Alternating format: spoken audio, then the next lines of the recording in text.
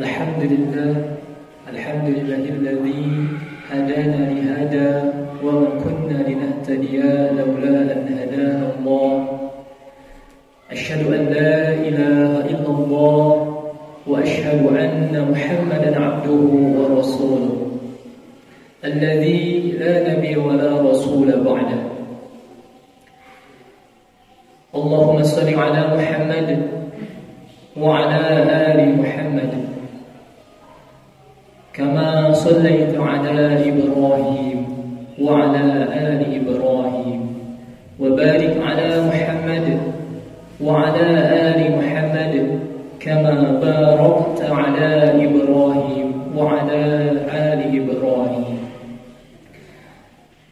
قال الله تعالى في القرآن الكريم أعوذ بالله من الشيطان الرجيم يا أيها الذين آمنوا اتقوا الله حق تقاته ولا تموتن إلا وأنتم مسلمون وقال في آيات أخرى يا أيها الذين آمنوا اتقوا الله وقولوا قولا سديدا يصلح لكم أعمالكم ويغفر لكم ذنوبكم ومن يطع الله ورسوله فقد فاز فوزا عظيما أما بعد Ikhwah rahimani wa rahimakumullah, tiada yang lebih pantas diucapkan selain memuji, bersyukur kepada Allah Ta'ala. Hari ini, siang ini kita masih senantiasa diberikan kenikmatan yang begitu besar, kenikmatan yang begitu banyak. Maka kita sebagai hambanya sudah sepatutnya senantiasa bersyukur kepadanya. Karena Allah memberi peringatan kepada kita, qalilan ma tashkurun, sedikit sekali orang-orang yang bersyukur. Qalilan min ibadiyasy syakur, sedikit sekali dari hambanya yang pandai bersyukur. Untuk itu kita jangan sampai tidak termasuk kepada hambanya yang senantiasa bersyukur kepada Allah Ta'ala. Salawat dan salam akan tetap tercurah luah limpahkan kepada panutan kita, suri tauladan kita, Nabi Muhammad sallallahu alaihi wasallam. Nabi Muhammad adalah Nabi yang memiliki akhlak yang paling mulia. Nabi Muhammad kepribadiannya yang begitu luhur, yang begitu agung, sehingga Allah Subhanahu wa Ta'ala memujinya di dalam Al-Quran. Wa innaka la'ala khuluqin adzim. Engkau wahai Muhammad adalah orang yang memiliki kepribadian akhlak yang paling luhur. Maka sudah sepatutnya untuk kita mencontohnya. Maka sudah sepatutnya untuk kita untuk melaksanakan, menjalankan sunnah-sunnahnya. Dan ketika kita di dunia hari ini senantiasa harus bersolawat kepadanya. Kenapa? Karena dengan solawat, dengan kita sering bersolawat kepadanya adalah salah satu cara, salah satu wasilah kita mendapatkan syafaat Nabi-Nya di akhirat kelak. Amin ya Allah ya Rabbal Alamin. Ikhwan rahimani wa rahimakumullah, izinkan khatib berwasiat takwa terkhusus untuk diri khatib pribadi, umumnya untuk hadirin sidang Jumat rahimakumullah. Ikhwan rahimani wa rahimakumullah, kita sudah paham, kita sudah mengetahui bahwasannya kita hidup di dunia ini tidak akan pernah keluar dari konteks ayat wa ma khalaqtul jinna wal insa illa liya'budun. Tidak semena-mena Allah menciptakan jin dan juga manusia hanya untuk beribadah. Artinya, setiap aktivitas yang kita lakukan harus bernilai ibadah di mata Allah Subhanahu wa Ta'ala. Dari aktivitas kita bangun tidur sampai ketika kita ingin tidur lagi, nilainya harus nilai ibadah di mata Allah Subhanahu wa Ta'ala. Bagaimana caranya? Di dalam Al-Quran surah Al-An'am ayat 162 Allah Subhanahu wa taala berfirman, A'udzu billahi minasy syaithanir rajim. Qul inna salati wa nusuki wa mahyaya wa mamati lillahi rabbil alamin. Katakanlah, inna salati, sesungguhnya salatku ini, wa nusuki, sesungguhnya ibadahku ini, wa mahyaya, dan hidupku ini, wa mamati lillahi rabbil alamin, bahkan sampai mati pun lillahi rabbil alamin, karena Allah Ta'ala. Artinya setiap aktivitas yang kita lakukan harus niat karena Allah Subhanahu wa Ta'ala, agar bernilai ibadah di mata Allah Subhanahu wa Ta'ala. Ikhwani rahimani wa rahimakumullah, jika kita sudah tahu, jika kita ingin hidup kita bernilai ibadah di mata Allah, maka apapun aktivitas kita, niatkan karena Allah. Dan kita sudah paham, kita hidup di dunia ini hanya untuk beribadah. Artinya setiap yang kita lakukan, hal-hal kebaikan atau hal-hal kejelekan akan dicatat oleh Allah Subhanahu wa Ta'ala. Di dalam Al-Quran surah Al-Zalzalah ayat 7 dan 8, insyaallah ayat yang kita mafhum, ayat yang kita faham, Allah Subhanahu wa Ta'ala berfirman, فَمَنْ يَعْمَلْ مِثْقَالَ ذَرَّةٍ خَيْرًا يَرَهُ وَمَنْ يَعْمَلْ مِثْقَالَ ذَرَّةٍ شَرًّا يَرَهُ. Barang siapa yang mengerjakan kebaikan seberat zarrah, maka Allah akan membalasnya. وَمَنْ يَعْمَلْ مِثْقَالَ ذَرَّةٍ شَرًّا يَرَهُ. Dan barang siapa yang mengerjakan kejelekan seberat zarrah pun, Allah akan membalasnya. Artinya ada hal seberat zarrah, sekecil apapun kebaikan, sekecil apapun kejelekan, Allah Subhanahu wa Ta'ala akan membalasnya. Imam Ibnu Qayyim Al-Jauzi rahimahullahu ta'ala menukil pendapat dari ulama-ulama tafsir, bahkan para sahabat, mengenai makna zarrah di dalam surah Al-Zalzalah ini. Yang pertama, Imam Ibnu Qayyim menukil perkataan Ibnu Abbas yang bermakna, makna zarrah adalah seperti kepala semut merah. Artinya kepala semut merah. Kita bisa bayangkan begitu kecilnya kepala semut merah ini. Ini menurut Ibnu Abbas. Kemudian menurut Ibnu Abbas juga yang kedua, makna zarrah adalah seperti butiran pasir atau butiran tanah.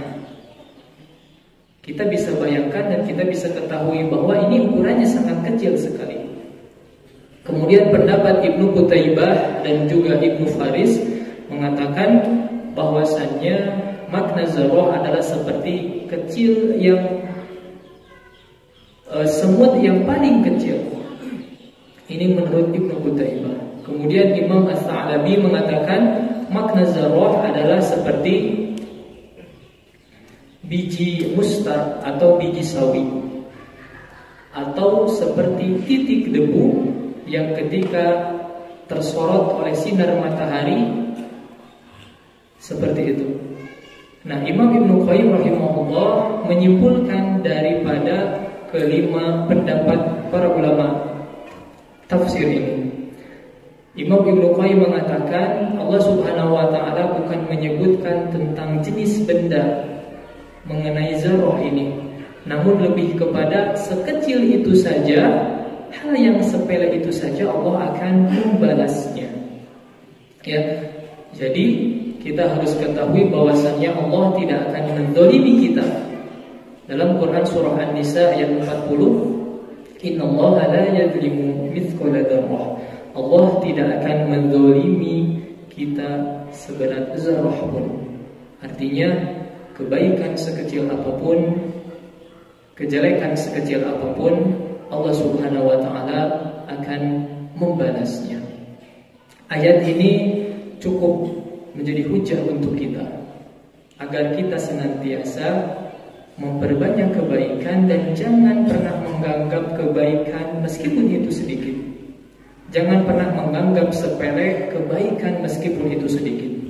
Pula sebaliknya, jangan pernah kita menganggap remeh kejelekan yang kita berbuat. Jangan sampai kita menganggap hal-hal yang bisa menjerumuskan kita terhadap kemaksiatan, bahkan termasuk kepada hal keharaman. Jangan pernah. Karena apa? Kita ingat ayat ini. فَمَنْ يَعْمَلْ مِثْقَالَ ذَرَّةٍ خَيْرًا يَرَهُ. Allah akan membalas seberat zarrah pun setiap kebaikan kita. وَمَنْ يَعْمَلْ مِثْقَالَ ذَرَّةٍ شَرًّا يَرَهُ. Allah akan membalas segala kejelekan meskipun seberat zarrah pun. Barakallahu li wa lakum.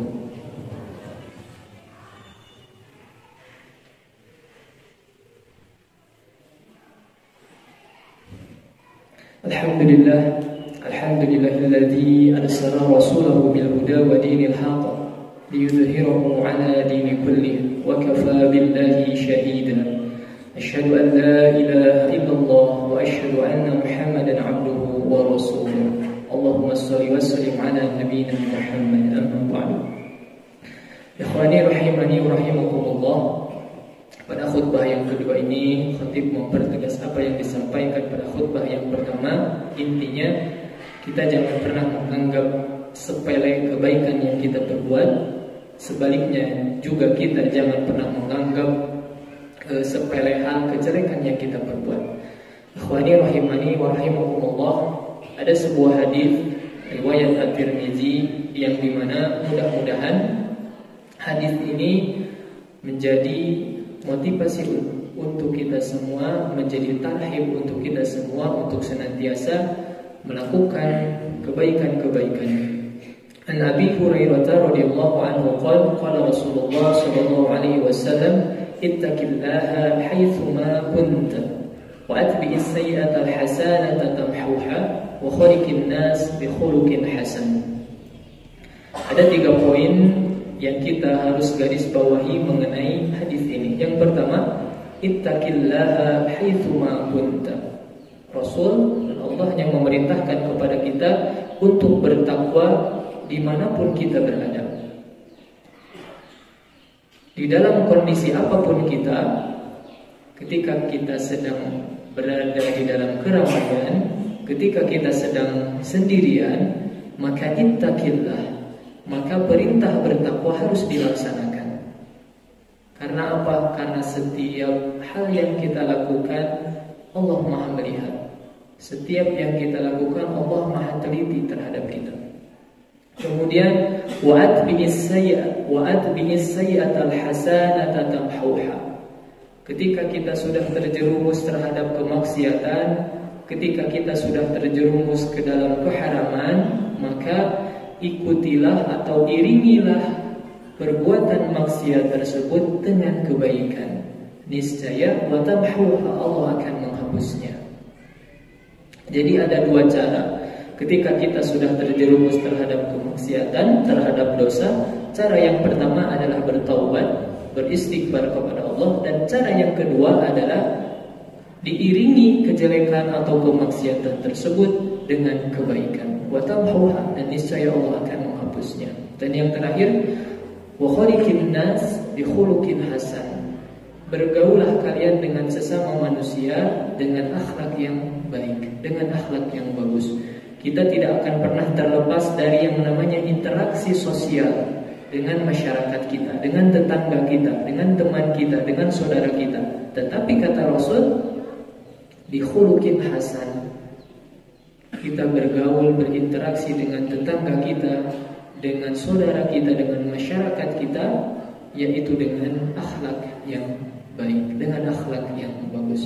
Ikhwani rahimani wa rahimakumullah.